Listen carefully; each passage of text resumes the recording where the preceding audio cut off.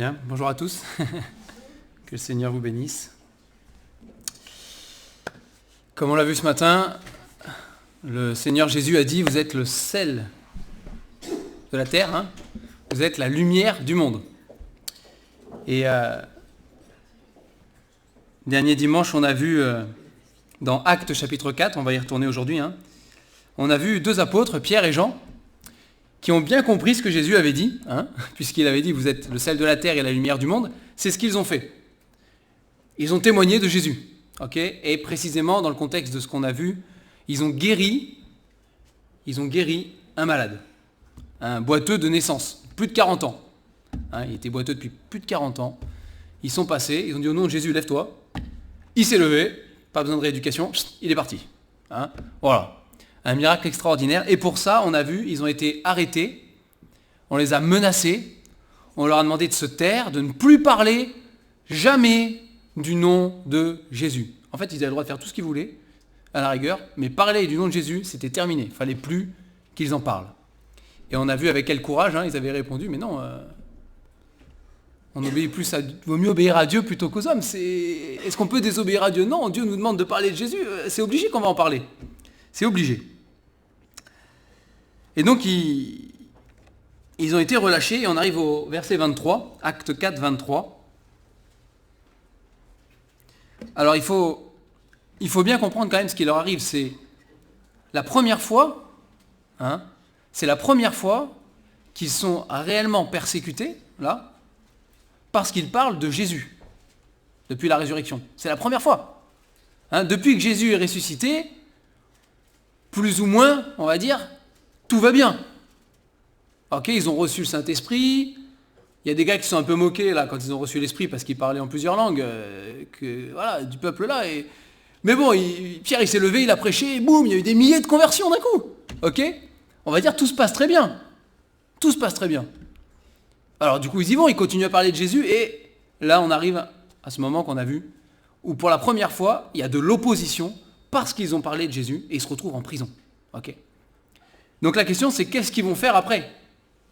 Est-ce qu'ils vont se décourager? Parce que quand même, on les a quand même bien menacés, hein, de plus jamais parler de Jésus. Donc au verset 23, après avoir été relâchés, la première chose qu'ils font, ils allèrent vers les leurs et racontèrent tout ce que les principaux sacrificateurs et les anciens leur avaient dit. Okay, donc la première chose, premier réflexe, ils vont voir les frères et sœurs. C'est ça l'idée. Hein. Vers les leurs, c'est ça, hein, vers ceux qui croient en Jésus aussi. Hein. Premier réflexe, ils vont chez les frères et sœurs et vont leur expliquer, voilà ce qu'on a vécu. Tout le monde savait qu'ils avaient fait le miracle, hein, ils savaient. Hein. Vous vous rappelez après le miracle, voilà ce qui nous est arrivé. On s'est fait arrêter, ils nous ont parlé, ils nous ont menacés, taisez-vous, ne parlez plus de Jésus, plus jamais. Hein. Verset 24, lorsqu'ils l'eurent entendu, ils élevèrent à Dieu la voix tous ensemble et dirent, Seigneur, toi qui as fait le ciel, la terre, la mer et tout ce qui s'y trouve, c'est toi qui as dit par le Saint-Esprit, par la bouche de notre Père, ton serviteur David. Pourquoi ce tumulte parmi les nations et ces vaines pensées parmi les peuples? Les rois de la terre se sont soulevés et les princes se sont ligués contre le Seigneur et contre son oint. En effet, contre ton saint serviteur Jésus, que tu as oint, Hérode et Ponce Pilate se sont ligués dans cette ville avec les nations et avec les peuples d'Israël pour faire tout ce que ta main et ton conseil avaient arrêté d'avance. Et maintenant, Seigneur, vois leurs menaces et donne à tes serviteurs d'annoncer ta parole avec une pleine assurance, en étendant ta main pour qu'ils se fassent des guérisons, des miracles et des prodiges par le nom de ton saint serviteur Jésus. Verset 31, quand ils eurent prié, le lieu où ils étaient assemblés trembla. Ils furent tous remplis du Saint-Esprit et ils annoncèrent la parole de Dieu avec assurance. Pour l'instant, on s'arrête là et on verra si on a le temps d'aller plus loin. Mais ici, voilà, ils vont rendre compte, ils vont témoigner de ce qu'ils ont vécu. Et la première chose qu'ils font ensemble, c'est prier. Prier, et on voit dans leur prière, ils font référence donc Bon, c'est un psaume, un psaume 65, que David avait écrit, un psaume prophétique du coup. Il fait référence au fait que déjà Jésus, Dieu, on va dire, si vous voulez, parlait de Jésus dans les psaumes en disant que, de toute manière, contre Jésus-Christ, les rois de la terre, les grands de ce monde, les autorités de ce monde, ils allaient de toute manière se liguer, ça veut dire faire une alliance entre eux, si vous voulez, contre Jésus. Et qu'il y aurait une opposition contre Jésus. Ils disent, même le Saint-Esprit, déjà des milliers d'années avant, déjà, il avait dit que de toute manière, la personne de Jésus-Christ allait créer derrière de l'opposition, de la persécution, des menaces, etc., etc. Bon, le Seigneur Jésus lui-même aussi leur avait dit, quand il était sur terre, il leur avait dit, vous serez persécutés. Vous serez persécutés pour mon nom. Vous le serez. Mais prenez courage, il leur a dit, j'ai vaincu le monde. Prenez courage, j'ai vaincu le monde, mais vous le serez. Le Seigneur les a avertis, les apôtres ont averti. Bon là, ils l'ont vécu pour la première fois, c'est sûr que ça a dû leur faire un peu drôle, c'est sûr. Néanmoins, après, quand on lit les épîtres plus loin, les lettres, on voit que l'apôtre Paul aussi, il leur dit aux chrétiens, il dit de toute façon, tous ceux qui voudront vivre pieusement en Jésus-Christ, ils seront persécutés. C'est pas une hypothèse, c'est pas peut-être j'aurai de la chance d'échapper au truc. Si on veut vivre vraiment notre vie consacrée au Seigneur Jésus, on sera persécuté. Alors, suivant les époques, suivant la géographie, les endroits où on se trouve, suivant les gouvernements, suivant le contexte local de là où nous habitons, la persécution ne prend pas toujours les mêmes formes. On n'est pas tous dans des pays où on nous met à mort dès qu'on parle de Jésus. Pas tous. Pour certains, c'est le cas. Grâce à Dieu, ce n'est pas notre cas. Mais il y a d'autres formes de persécution. Parfois, c'est au sein de notre propre famille, où il y a une persécution parce qu'on aime Jésus et parce qu'on veut suivre Jésus, parce qu'on veut juste suivre ce qui est marqué dans la parole de Dieu. Mais ici, en tout cas, c'est encourageant. Vous avez donc Pierre et Jean, et puis même les autres qui étaient là. Après avoir vu ça, il est dit, donc il prie que le Seigneur leur donne d'annoncer, donc c'est le verset 29, ça c'est important. Il prie que le Seigneur leur donne d'annoncer la parole avec une pleine assurance. Ils auraient pu prier pour qu'ils changent de gouvernement. Pourquoi pas Ils auraient pu prier pour que les autorités religieuses arrêtent de les embêter. Je ne sais pas. Parce que depuis que Jésus était sur terre, on l'a encore lu dans quelques passages ce matin dans Luc, par exemple, mais voilà, ils n'ont pas arrêté, les autorités religieuses, de chercher des problèmes à Jésus. Et puis maintenant, c'est aux disciples. Et puis, etc., ça continue. Et ils auraient pu prier pour ça. Prier pour qu'ils ne soient plus embêtés, prier pour... Non, c'est intéressant. Vraiment, la prière, et ils prient par le Saint-Esprit, donc c'est vraiment le Saint-Esprit qui les inspire ici. Leur prière, c'est « Seigneur, nous, tout ce qu'on veut, c'est que tu nous donnes du courage pour pouvoir ouvrir la bouche et parler de Jésus. » C'est tout. Le reste, Seigneur, c'est entre tes mains. C'est parce qu'ils ont confiance en Dieu pour le reste. Ils placent leur confiance en Dieu. Mais tout ce qui importe, peu importe les événements, peu importe si de nouveau les chefs religieux vont... Et ça va arriver après en fait. Peu importe si de nouveau les chefs religieux vont nous faire arrêter. Peu importe s'ils vont nous frapper. Ça va arriver après. Peu importe ce qui va arriver. Seigneur, nous on te demande juste une chose. Qu'on ne soit pas intimidé, finalement, par les circonstances, par les événements, par ceux qui sont autour de nous, par les menaces, par les moqueries, par tout ça. Seigneur, donne-nous juste de pouvoir ouvrir la bouche pour parler avec assurance. C'est quelque chose quand même. C'est la seule chose qu'il demande. Et c'est une leçon pour nous aussi. C'est vraiment une grande leçon pour nous. Voilà. C'est aussi ce que nous devons demander dans nos prières. Vraiment. On peut prier pour plein de choses. Des choses qui nous tracassent. On peut prier... Voilà, il y a plein... Seigneur, donne-nous, avant toute chose, d'avoir l'assurance de parler de Jésus-Christ. On l'a vu la dernière fois déjà, justement, de ne pas avoir honte. C'est ça, de ne pas avoir honte de parler de Jésus-Christ. Et de dire pourquoi je suis différent. Pourquoi j'agis, je me comporte comme je me comporte. Pourquoi ? Parce que je crois en Jésus-Christ. C'est tout. Je crois en Jésus-Christ. Et ici, voilà, il dit, Seigneur, il faut que tu nous aides. Il faut que tu nous aides. Alors ici, voilà, il demande deux façons plus ou moins d'aider au Seigneur. Il dit, premièrement, Seigneur, il faut que tu nous donnes de l'assurance et du courage. Et deuxièmement, il faut que tu sois avec nous derrière, quoi. Nous, on veut bien se lever, Seigneur, on veut bien prendre, ça y est, Gédéon, va avec la force que tu as. Seigneur, on veut bien aller avec la force qu'on a en comptant sur toi, quoi. On veut bien. Par contre, derrière, Seigneur, il faut que tu assures. Hein, c'est un peu ce qu'il dit. Et toi, Seigneur, derrière, il faut que tu sois avec nous. Il faut que tu étendes ta main. Donc là, précisément dans le contexte, hein, il lui demande, fais des miracles, Seigneur, interviens. Montre à ceux qui vont entendre la parole de Dieu, montre que tu es un Dieu vivant. Montre qu'on a raison, Seigneur, de se tenir debout là, devant tout le monde, même si on nous frappe, même si on veut nous jeter des cailloux, si on nous lapide, même si on veut nous mettre à mort. Montre, Seigneur, aux autres. Montre-leur, Seigneur, qu'on a raison de se tenir debout et de parler de Jésus, parce que tu es un Dieu vivant. Et le Seigneur va les encourager, hein, verset 31, déjà, avant même qu'ils aient l'occasion de se lever, ils sont encore en train de prier. Hein, le Seigneur fait trembler la terre, là. Hein. Le Seigneur leur montre, mais vous pouvez compter, hein, vous pouvez compter sur ma puissance. Au début de la prière, ils ont dit, Seigneur, toi qui as fait le ciel, la terre, la mer, et tout ce qui s'y trouve. Hein, ça revient souvent dans les prières dans la Bible, ça. Hein, le fait que Dieu, c'est le Dieu créateur. Parce que c'est le Dieu tout-puissant, à qui rien et absolument rien n'est impossible. Il a tout contrôle sur toute chose, tout est entre ses mains. Et c'est ce qu'ils ont dit ici. Et le Seigneur, il les encourage, il leur montre tout de suite. Ouais, j'ai entendu, je suis là et je serai avec vous. Il fait trembler la terre. Et il est rempli de Saint-Esprit, il est dit ici. Hein. Et du coup, ils y vont. Hein, ils y vont à la fin du verset 31. Du coup, ils annoncent la parole de Dieu avec assurance. Que le Seigneur nous encourage à avoir cette même foi qu'ils avaient là, et ce même courage. Même si parfois le courage est petit, de dire Seigneur, écoute, je prends mon petit courage là, et moi je me lève et j'y vais. Et je compte sur toi, Seigneur, pour le service après-vente derrière.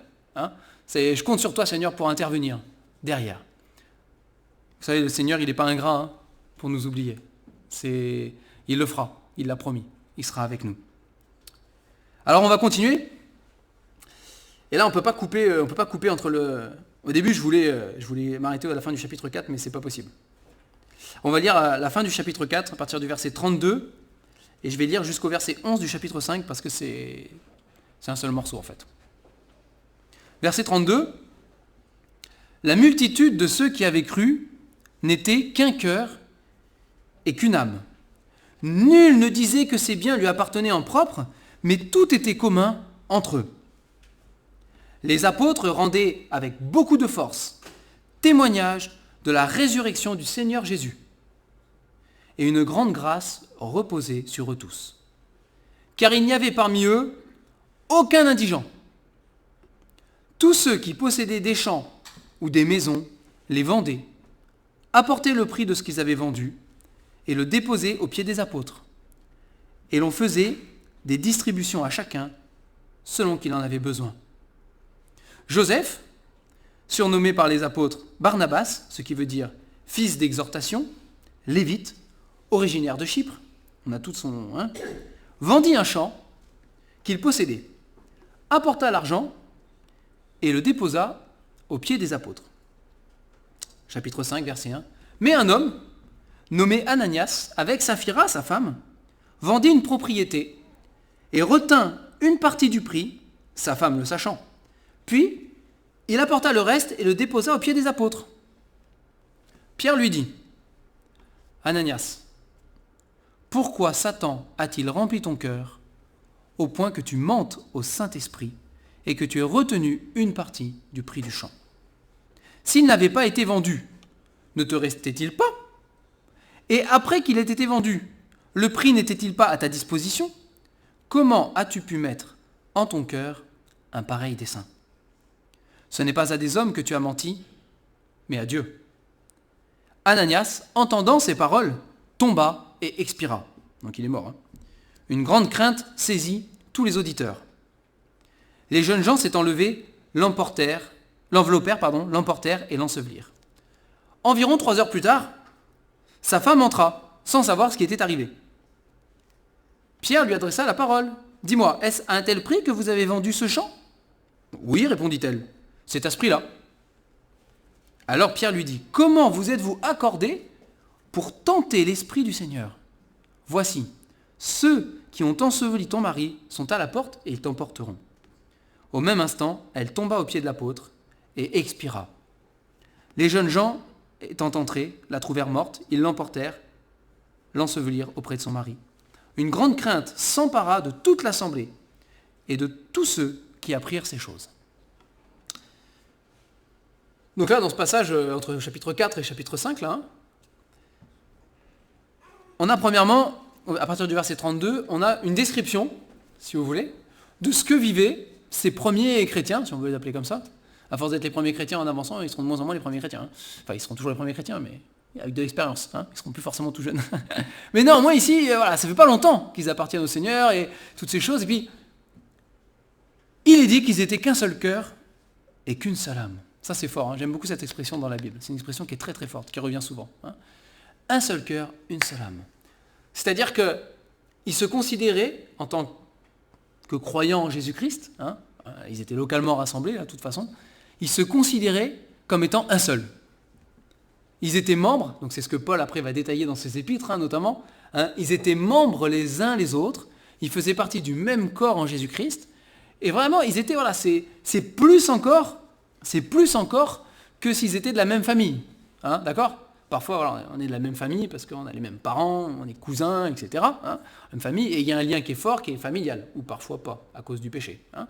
Mais bon, néanmoins, voilà, il y a quand même question d'une famille. Ici, c'est plus que ça. Ils se considéraient comme étant un seul cœur, une seule âme. Ils étaient vraiment liés par le Saint-Esprit, nous le savons, par le Saint-Esprit. Et il dit, voilà, nul disait que c'est bien, verset 32, hein, nul ne disait que c'est bien lui appartenait en propre, mais tout était commun entre eux. Et donc, ils avaient une espèce de manière de fonctionner, hein, où de toute manière, et c'est ce qui choquait tous ceux qui étaient autour, positivement, hein, il est dit, il n'y avait pas d'indigents, il n'y avait pas de mendiants.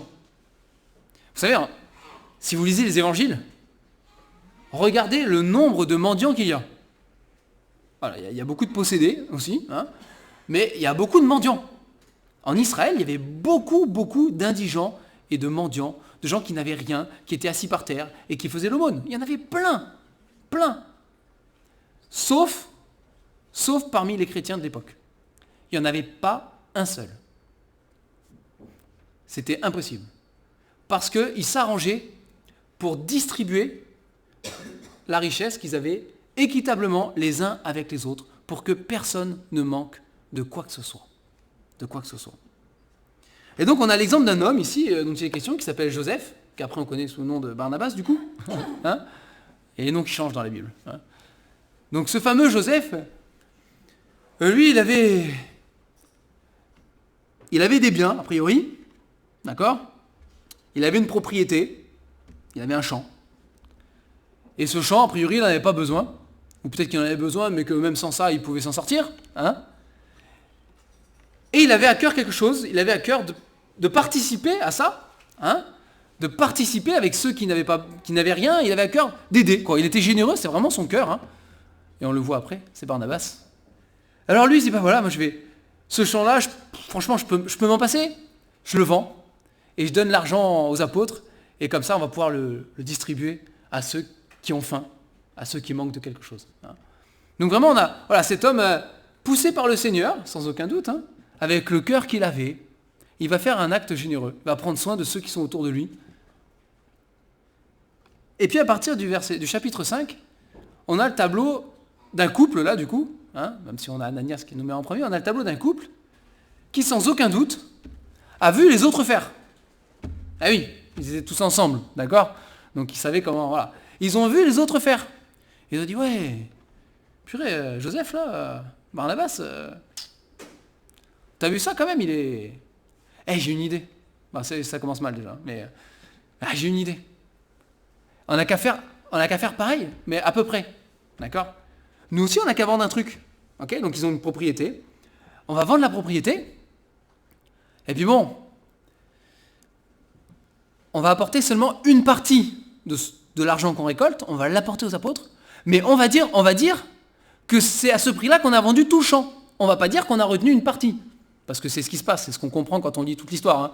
On comprend bien que, voilà, ils ont menti. Hein. Et donc Ananias, culotté, on dirait en français quand même, hein, il se présente devant les apôtres, il donne une partie seulement du prix, Et il dit, voilà, on a vendu le champ, et comme tout le monde, nous, on veut participer. Hein, c'est, regardez-nous comme on est généreux, vraiment, on est des bons chrétiens. Hein, vraiment, prenez exemple sur nous, regardez, on fait ça. Hein. Alors lui, il le savait, sa femme le savait, Dieu le savait, Pierre le sait aussi, finalement. Hein, mais c'est pas ce qui s'est passé. Ils ont retenu une partie du prix. Et Pierre, il essaye de faire comprendre à Ananias, dans la discussion qu'ils ont, notamment au verset 4, Pierre, il essaye de faire comprendre à Ananias, mais en fait, c'est stupide ce que tu fais. De toute façon, le champ, il était à toi. La propriété, elle était à toi. Tu n'étais même pas obligé de la vendre déjà. Personne t'a demandé de la vendre. Tu aurais pu la garder. Et une fois que tu l'as vendue, l'argent, c'est le tien.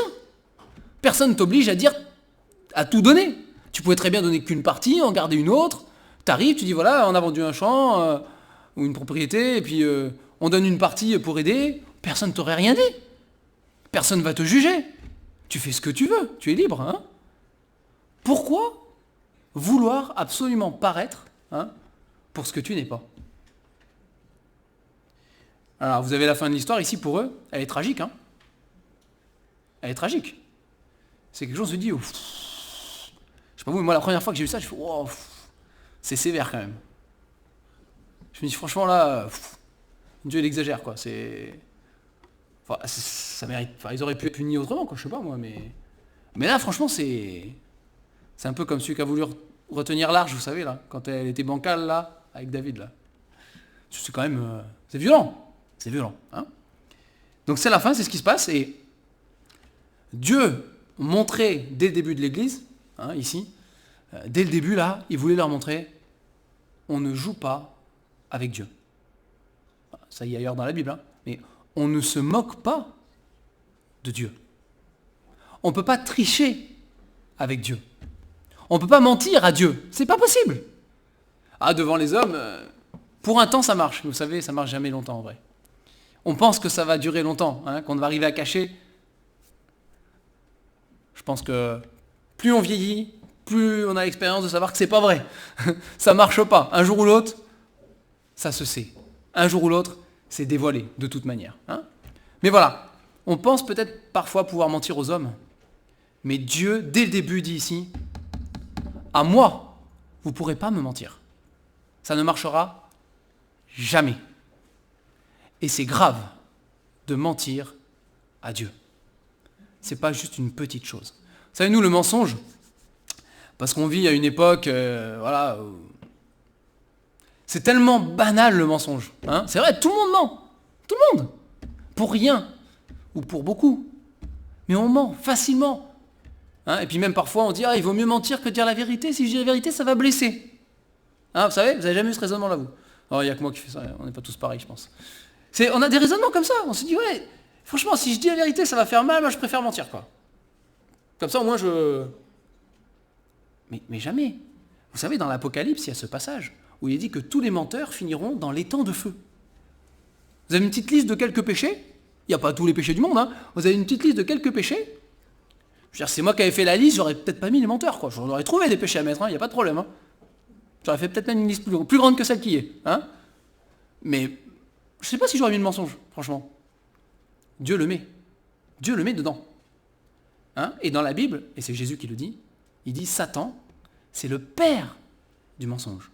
Il est menteur dès le commencement, et c'est le père du mensonge. Et le mensonge, c'est quelque chose de grave. C'est pas juste une petite chose. Un enfant de Dieu ne ment pas. Il ne ment pas. On doit marcher, ça aussi dans la Bible, combien de fois on est appelé à marcher dans la vérité. On a la ceinture de la justice, la cuirasse, tout ça, on a la vérité. On marche avec la vérité. On marche dans la vérité. On parle en vérité. On agit en vérité. On n'est pas des hypocrites.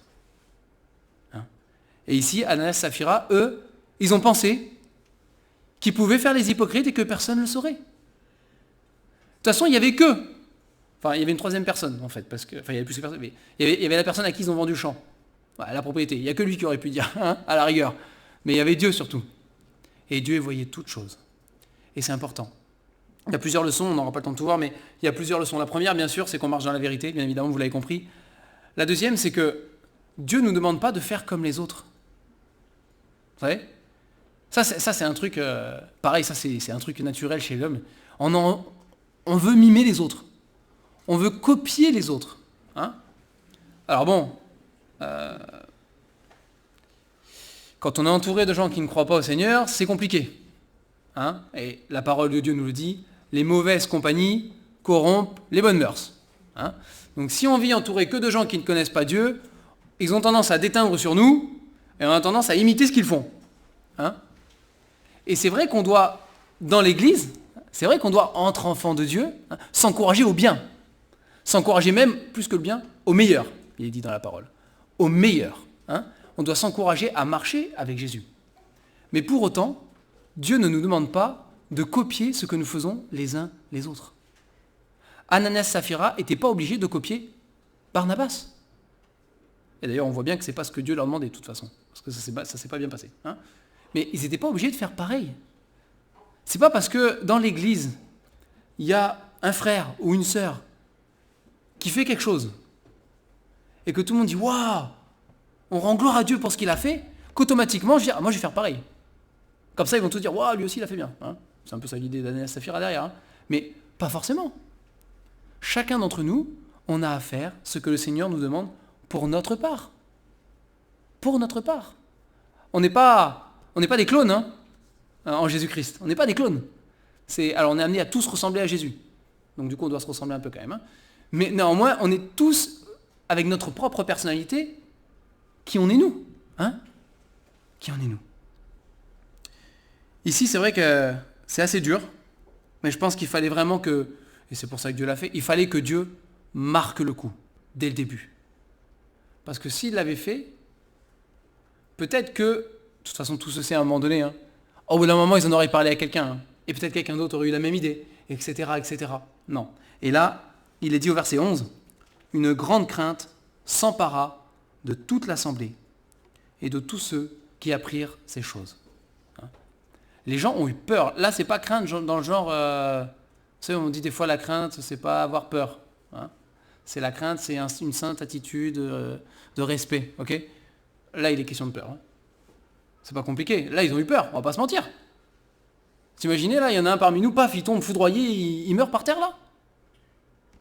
On apprend, c'est parce qu'il a menti. Vous seriez bien, vous, sur les chaises, là? On serait pas tous bien, je pense. Hein. Et il y en a un deuxième qui tombe, parce qu'ils sont deux, du coup. Il y en a un deuxième qui tombe, on apprend parce que lui aussi, il a menti. Je pense que la prochaine fois qu'on voudra dire un mensonge,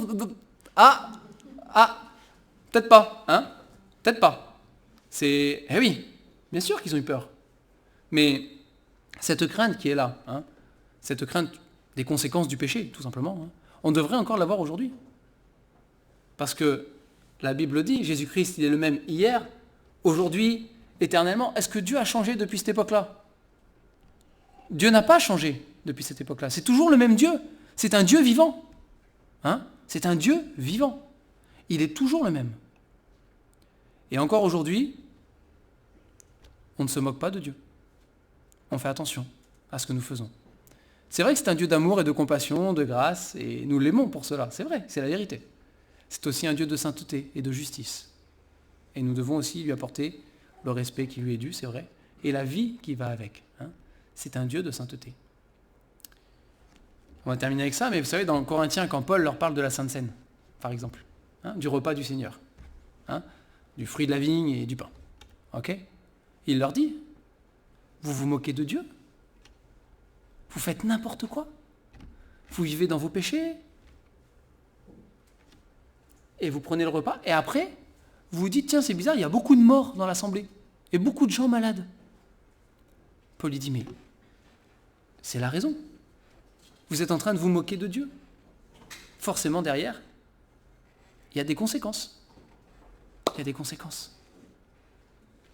Et nous avons tous l'opportunité de pouvoir nous approcher de Dieu et de dire, Seigneur, écoute, je te demande pardon.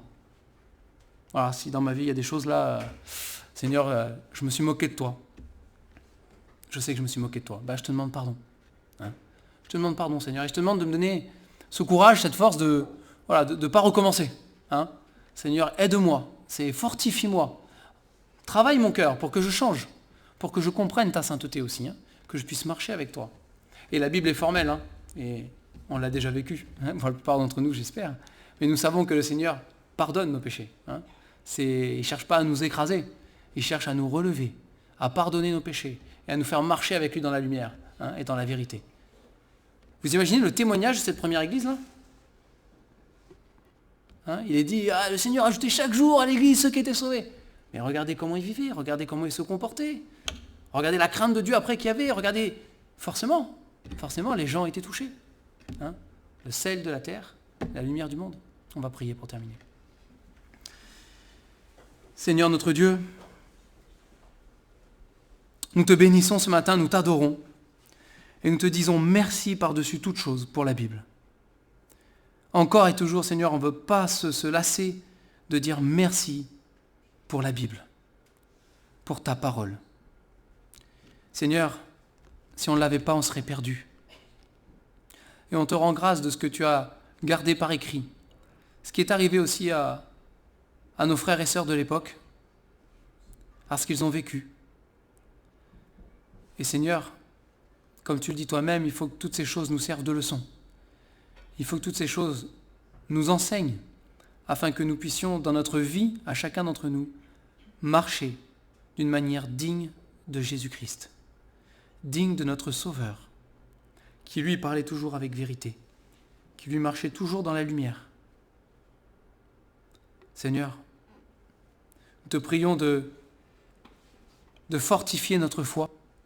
Nous te prions comme ils l'ont fait à l'époque, de nous donner l'assurance d'annoncer ta parole, d'annoncer la bonne nouvelle de Jésus-Christ, mort pour les péchés des hommes, ressuscité pour leur donner la vie éternelle. Seigneur, donne-nous cette assurance et ce courage d'être des témoins partout où tu nous places, Seigneur. Peu importe l'adversité, peu importe les conséquences, Seigneur, que nous soyons toujours remplis de l'Esprit pour parler de toi. C'est important. Et Seigneur, nous voulons aussi te demander pardon.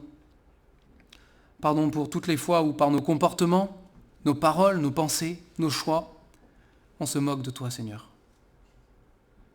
On pense pouvoir choisir ce qui nous plaît, on pense pouvoir tromper les autres parfois aussi. Mais toi, tu connais nos cœurs. Rien n'est caché devant toi. Tout est nu et découvert aux yeux de celui à qui nous devons rendre compte, dit la parole. Nous le savons, notre Dieu. Pardonne-nous. Pardonne-nous, Seigneur, nous voulons t'honorer et non pas nous moquer de toi. Conduis chacun d'entre nous, Seigneur, à s'examiner, à s'analyser soi-même, à faire venir à la lumière, comme on dit, Seigneur, ce qui a besoin, et qu'on puisse te confesser nos péchés. Parce que tu le proclames, tu l'affirmes. Tu es fidèle et juste pour nous pardonner, nous purifier de toute iniquité. Merci pour ce Dieu de pardon que tu es pour nous. Seigneur, nous voulons encore t'honorer en tout cas et te glorifier. Sois béni dans chacune de nos vies. Et Seigneur, que tu puisses te servir de nous, chacun à notre juste mesure, à notre place, pour attirer des âmes à toi. Au nom du Seigneur Jésus. Amen.